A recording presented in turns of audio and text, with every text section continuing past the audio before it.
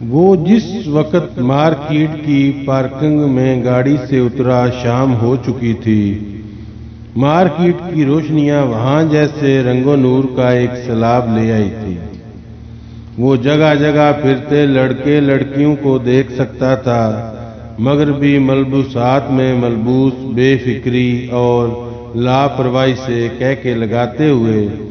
اسے زندگی میں پہلی بار اس جگہ سے وحشت ہوئی تھی، وہی وحشت جو وہ 48 گھنٹے پہلے مارگلا کی ان پہاڑیوں پر محسوس کر رہا تھا۔ وہ انہی لڑکوں میں سے ایک تھا جو لڑکیوں سے چھیڑ چھاڑ کرنے والا، بلند و بانگ کہکے لگانے والا، فضول باتوں پر اور بےہودہ باتیں کرنے والا، اپنا سر نیچے کیے ہوئے وہ کسی بھی چیز پر دھیان دیے بغیر سامنے نظر آنے والی بک شاپ میں چلا آیا۔ اپنی جیب سے ایک کاغذ نکال کر اس نے دکاندار کو اپنی مطلوبہ کتابوں کے بارے میں بتایا۔ وہ قرآن پاک کا ایک ترجمہ اور نماز کے بارے میں کچھ دوسری کتابیں خریدنا چاہتا تھا۔ دکاندار نے اسے حیرانی سے دیکھا۔ وہ سالار کو اچھی طرح جانتا تھا۔ وہ وہاں سے غیر ملکی میگزین سڈنی شیلڈن اور ہیرلڈ روبن سمیت چند دوسرے انگلش ناول لکھنے والوں کے ہر نئے ناول کو خریدنے کا عادی تھا۔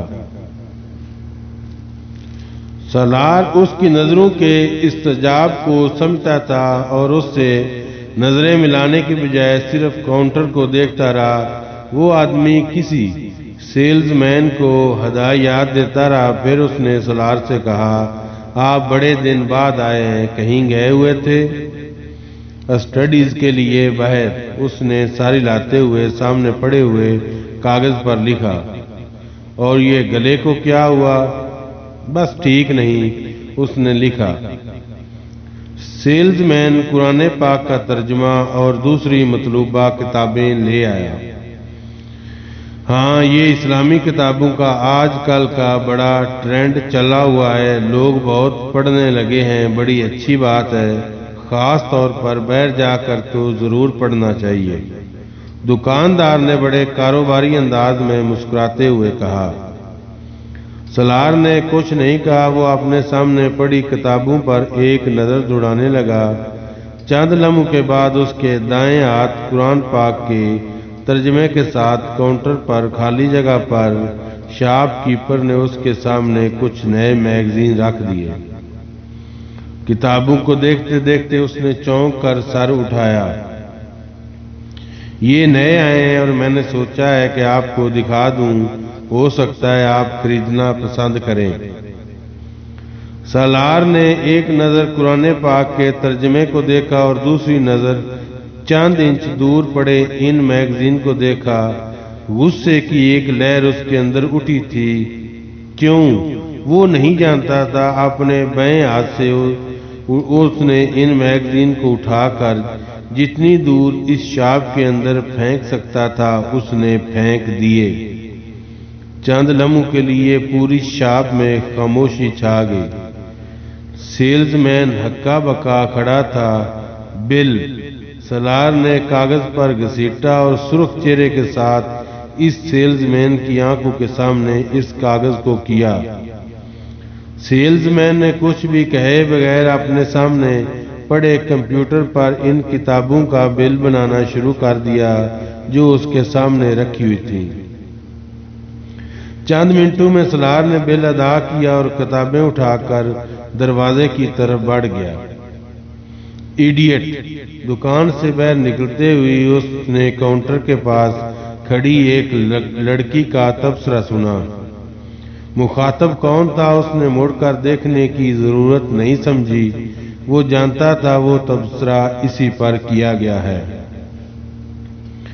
2 ہفتے بعد اس کی آواز بحال ہو گئی تھی۔ اگرچہ ابھی اس کی آواز بالکل بیٹھی ہوئی تھی مگر وہ بولنے کے قابل ہو گیا تھا، اور ان 2 ہفتوں میں وہ روح کی دریافت میں مصروف رہا۔ وہ زندگی میں پہلی بار یہ کام کر رہا تھا۔ شاید زندگی میں پہلی بار اسے یہ احساس ہوا تھا کہ روح بھی کوئی وجود رکھتی تھی۔ اور اگر روح کے ساتھ کوئی مسئلہ ہو جائے تو وہ زندگی میں پہلی بار خاموشی کے ایک لمبے فیز میں داخل ہوا تھا۔ بولنا نہیں، سننا، صرف سننا بھی بعض دفعہ بہت اہم ہوتا ہے۔ اس کا ادراک اسے پہلی بار ہوا۔ اسے زندگی میں رات سے کبھی خوف نہیں آیا تھا۔ اس واقعہ کے بعد اسے رات سے بے تحاشا خوف آنے لگا تھا۔ وہ کمرے کی لائٹ آن کر کے سوتا تھا۔ اس نے پولیس کسٹڈی میں ان دونوں لڑکوں کو پہچان لیا تھا، مگر وہ پولیس کے ساتھ اس جگہ پر جانے کے لیے تیار نہیں ہوا تھا جہاں اس شام وہ اسے باندھ کر چھوڑ گئے تھے۔ وہ دوبارہ کسی ذہنی پراگندگی کا شکار نہیں ہونا چاہتا تھا۔ اس نے زندگی میں اس سے پہلے کبھی اتنی بے خواب راتیں نہیں گزاری تھیں، مگر اب یہ ہو رہا تھا۔ وہ سلیپنگ پلز لیے بغیر سونے میں کامیاب نہیں ہوتا تھا۔ بعض دفعہ جب وہ سلیپنگ پلز نہ لیتا تو وہ ساری رات جاگتے ہوئے گزار دیتا۔ اس نے نیو ہیون میں بھی ایسے چند ہفتے گزارے تھے، اتنے ہی تکلیف دہ اور اذیت ناک، مگر تب صرف الجھن اور اضطراب تھا، یا شاید کسی حد تک پچھتاوا۔ مگر اب وہ ایک تیسری کیفیت سے گزر رہا تھا۔ خوف سے وہ اندازہ نہیں کر پا رہا تھا کہ اس رات اسے کس چیز سے زیادہ خوف آیا تھا، موت سے، قبر سے، یا پھر دوزخ سے۔ امامہ نے کہا تھا XT کے بعد پین ہوتی ہے، موت پین تھی۔ اس نے کہا تھا پین کے بعد نتھنگ ہوگی، قبر نتھنگ تھی۔ امامہ نے کہا تھا نتھنگ کے بعد ہیل آ جائے گا۔ وہ وہاں تک پہنچنا نہیں چاہتا تھا۔ وہ اس ایکٹسی سے بچنا چاہتا تھا جو اسے پین سے ہیل کا سفر کرنے پر مجبور کر دیتی۔ اگر مجھے ان سب چیزوں کا پتہ نہیں تھا تو امامہ کو کیسے پتہ تھا؟ وہ میری عمر کی ہے، وہ میرے جیسے خاندان سے تعلق رکھتی ہے، پھر اس کے پاس ان سوالوں کے جواب کیسے آ گئے؟ وہ حیران ہوتے ہوئے سوچنے لگتا، آسائشیں تو اس کے پاس بھی ویسی تھیں جیسی میرے پاس تھیں، پھر اس میں اور مجھ میں کیا فرق تھا؟ وہ جس مکتبہ فکر سے تھی وہ کون ہوتے ہیں اور وہ کیوں اس مکتبہ فکر سے منسلک رہنا نہیں چاہتی تھی؟ اس نے پہلی بار اس کے بارے میں تفصیلی طور پر پڑھا۔ اس کی الجھنوں میں اضافہ ہوا، ختم نبوت پر اختلاف کیا، اتنا اہم ایشو پر کہ ایک اس لڑکی کو اس طرح اپنا گھر چھوڑ کر چلی جائے۔ میں نے اسجد سے اس لیے شادی نہیں کی کیونکہ وہ ختم نبوت صلی اللہ علیہ وآلہ وسلم پر یقین نہیں رکھتا۔ تم سمجھتے ہو میں تمہارے جیسے انسان کے ساتھ زندگی گزارنے پر تیار ہو جاؤں گی؟ ایک ایسے شخص کے ساتھ جو ختم نبوت صلی اللہ علیہ وآلہ وسلم پر یقین رکھتا ہے پھر بھی گناہ کرتا ہے، جو ہر وہ کام کرتا ہے جس سے میرے پیغمبر صلی اللہ علیہ وآلہ وسلم نے منع فرمایا۔ میں اگر حضرت محمد صلی اللہ علیہ وآلہ وسلم پر یقین نہ رکھنے والے سے شادی نہیں کروں گی تو میں آپ صلی اللہ علیہ وآلہ وسلم کی نافرمانی کرنے والے کے ساتھ بھی زندگی نہیں گزاروں گی۔ اسے امامہ ہاشم کا ہر لفظ یاد تھا، وہ مفہوم پہلی بار غور کر رہا تھا۔ تم یہ بات نہیں سمجھو گے، اس نے بہت بار سلار سے یہ جملہ کہا تھا، اتنی بار کہ وہ اس جملے سے چڑھنے لگا تھا۔ آخر وہ یہ بات کہہ کر اس پر کیا جتانا چاہتی تھی؟ یہ کہ وہ کوئی بہت بڑی اسکالر یا پارسا تھی، وہ اس سے بہت کمتر۔ اب وہ سوچ رہا تھا کہ وہ بالکل ٹھیک کہتی تھی۔ وہ واقعی تب کچھ بھی سمجھنے کے قابل نہیں تھا۔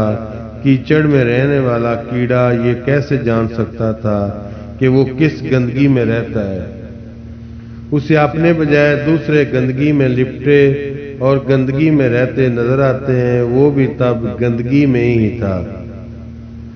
مجھے تمہاری آنکھوں سے، تمہارے کھلے گریبان سے گھن آتی ہے۔ اسے پہلی بار اب ان دونوں چیزوں سے گھن آئی۔ آئینے کے سامنے رکھے ہونے پر یہ جملہ کسی بز ورڈ کی طرح کئی ماہ تک اس کے کانوں میں گونجتا رہا۔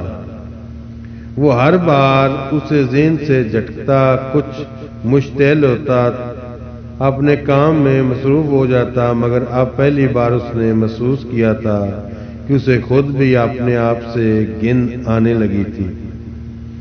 وہ اپنا گریبان بند رکھنے لگا تھا، اپنی آنکھوں کو جھکانے لگا تھا، وہ آئینے میں بھی خود اپنی آنکھوں میں دیکھنے سے کترانے لگا تھا۔ اس نے کبھی کسی سے یہ نہیں سنا تھا کہ کسی کو اس کی آنکھوں، اس کی نظروں سے گھن آتی تھی، خاص طور پر کسی لڑکی سے۔ یہ اس کی آنکھیں نہیں، ان آنکھوں میں جھلکنے والا تاثر تھا جس سے وہ امامہ ہاشم کو گھن آئی تھی۔ امامہ ہاشم سے پہلے کسی لڑکی نے اس تاثر کو شناخت نہیں کیا تھا۔ وہ آنکھوں میں آنکھیں ڈال کر بات کرنے والی لڑکیوں کی کمپنی میں رہتا تھا اور وہ ایسی ہی لڑکیوں کو پسند کرتا تھا۔ امامہ ہاشم نے کبھی اس کی آنکھوں میں آنکھیں ڈال کر بات نہیں کی تھی۔ وہ اس کے چہرے کو دیکھتی اور اسے اپنی طرف دیکھتے پا کر نظر ہٹا لیتی یا پھر کسی اور چیز کو دیکھنے لگتی۔ سالار کو خوش فہمی تھی کہ وہ اس سے نظریں اس لیے چرا رہی تھی کیونکہ اس کی آنکھیں بہت پرکشش تھیں۔ اسے پہلی بار اس کے منہ سے فون پر یہ سن کر شاک لگا تھا کہ اسے اس کی آنکھوں سے گھن آتی تھی۔ آنکھیں روح کی کھڑکیاں ہوتی ہیں، اس نے کہیں پڑھا تھا، تو کیا میری آنکھیں میرے اندر چھپی گندگی کو دکھانا شروع ہو گئی تھیں؟ اسے تعجب نہیں ہوا، ایسا ہی تھا، مگر اس گندگی کو دیکھنے کے لیے سامنے والے کا پاک ہونا ضروری تھا اور امامہ ہاشم پاک تھی۔ آپ اب مجھے کچھ بھی نہ سمجھائیں، آپ کو اب مجھ سے کوئی شکایت نہیں ہوگی، سالار نے سکندر سے آنکھیں ملائے بغیر کہا۔ وہ دوبارہ یالے جا رہا تھا اور جانے سے پہلے سکندر نے ہمیشہ کی طرح اسے سمجھانے کی کوشش کی تھی، وہی پرانی نصیحتیں، کسی مہم سی آس اور امید میں کہ ایک بار اس کے کانوں میں ٹھونسنے کی کوشش کی تھی، مگر اس بار ان کے بات شروع کرتے ہی سالار نے انہیں شاید زندگی میں پہلی دفعہ یقین دہانی کروائی تھی، اور زندگی میں پہلی بار سکندر عثمان کو اس کے الفاظ پر یقین آیا تھا۔ وہ اس حادثے کے بعد اس میں آنے والی تبدیلیوں کو واضح طور پر دیکھ رہے تھے۔ وہ پہلے والا سالار نہیں رہا تھا، اس کی زندگی میں ہی تبدیل ہو چکی تھی۔ اس کا حلیہ، اس کا انداز، سب کچھ اس کے اندر کے شعلے کو جیسے کسی نے پھونک مار کر بجھا دیا تھا۔ صحیح ہوا تھا یا غلط، یہ تبدیلیاں اچھی تھی یا بری، خود سکندر عثمان بھی اس پر کوئی رائے دینے کے قابل نہیں ہوئے تھے، مگر انہیں یہ ضرور معلوم ہو گیا تھا کہ اس میں کوئی بہت بڑی تبدیلی آئی تھی۔ انہیں یہ اندازہ نہیں ہوا تھا کہ اس نے زندگی میں پہلی بار چوٹ کھائی تھی، اور زندگی میں پہلی بار پڑنے والی چوٹ بڑے بڑوں کو رلا دیتی ہے۔ وہ تو پھر 21-22 سال کا لڑکا تھا۔ زندگی میں بعض دفعہ ہمیں پتہ ہی نہیں چلتا کہ ہم تاریکی سے باہر آئے ہیں یا تاریکی میں داخل ہوئے ہیں۔ اندھیرے میں سمت کا پتہ نہیں چلتا، مگر آسمان اور زمین کا پتہ ضرور چل جاتا ہے، بلکہ ہر حال میں چلتا ہے۔ سر اٹھانے پر آسمان ہوتا ہے، نظر آئے نہ آئے، سر جھکانے پر زمین ہی ہوتی ہے، دکھائی دے نہ دے، مگر زندگی میں سفر کرنے کے لیے صرف 4 سمتوں ہی کی ضرورت پڑتی ہے، دائیں یا بائیں، آگے پیچھے۔ 5ویں سمت پیر کے نیچے ہوتی ہے، وہاں زمین نہ ہو تو پاتال آ جاتا ہے، پاتال میں پہنچنے کے بعد کسی کی ضرورت نہیں رہتی۔